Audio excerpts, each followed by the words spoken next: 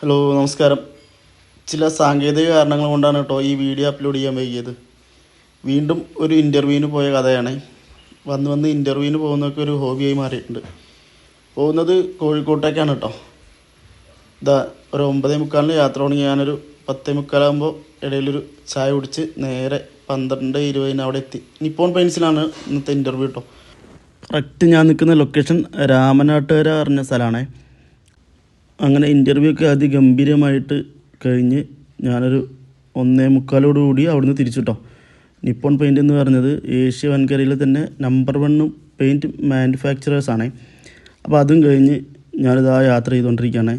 ഇന്ന് ബന്ധായതുകൊണ്ട് തന്നെ റോഡിലൊന്നും തീരെ തിരക്കില്ല കേട്ടോ. ചില സ്ഥലത്തൊക്കെ സമരക്കാരും പ്രതിഷേധക്കാരും ഒക്കെ ഉണ്ടായിരുന്നു കേട്ടോ. പക്ഷേ നമ്മളെ യാത്രയ്ക്ക് അതൊന്നും ഒരു തടസ്സമായിട്ടില്ലേ. ഏകദേശം ഒരു 2:20 കിട്ടിയ കടയിൽ കയറി ഞാൻ ഭക്ഷണം കഴിച്ചു. 2 പൊറാട്ടയും ഒരു ചിക്കൻ പാർട്സ് കറിയും ഒരു ചായയാണ് കേട്ടോ ആദ്യം കഴിച്ചത്. പക്ഷേ അടിപൊളി കറിയായിരുന്നു ഇട്ടത്.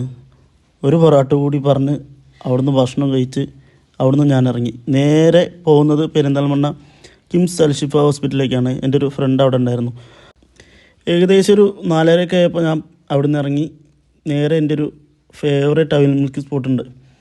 നേരെ അവിടെ എത്തി. ഇതിനെപ്പറ്റി ഒരു ഡീറ്റെയിൽ വീഡിയോ നമ്മൾ വേറെ ചെയ്യുന്നതാണ് കേട്ടോ.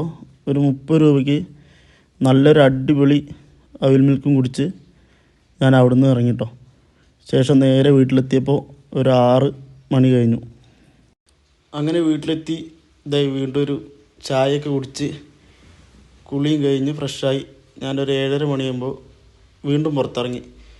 പോകുന്നത് നാനോലാണ് കേട്ടോ. കുറേ ദിവസമായി വണ്ടി സ്റ്റാർട്ട് ചെയ്തിട്ട്. അപ്പോൾ വണ്ടി ഒന്ന് ഓടിച്ച് കുറച്ച് എണ്ണയൊക്കെ അടിച്ച് വരാമെന്ന് കരുതി നേരെ മണ്ണാർക്കാട് പോയി വണ്ടിയിൽ എണ്ണ അടിച്ച ശേഷം പോകുന്നത് എൻ്റെ ഒരു ഫേവറേറ്റ് ഫുഡ് സ്പോട്ടാണ് കേട്ടോ. അങ്ങനെ അവിടുന്ന് എണ്ണ അടിച്ച് ഞങ്ങൾ നേരെ പോയത് മണ്ണാർക്കാട് മൈജിയുടെ നേരെ മുന്നിലുള്ള കാളങ്കടയിലേക്കാണ് കേട്ടോ. ഞങ്ങളവിടെ എത്തിയപ്പോൾ ഏകദേശം ഒരു 8:30 മണിയായിട്ടോ. അപ്പോൾ നേരെ 2 കാളനും പറഞ്ഞ് കഴിച്ച് ഇന്നത്തെ ദിവസം ഭംഗിയായി കഴിച്ചു. അപ്പോൾ ബൈ.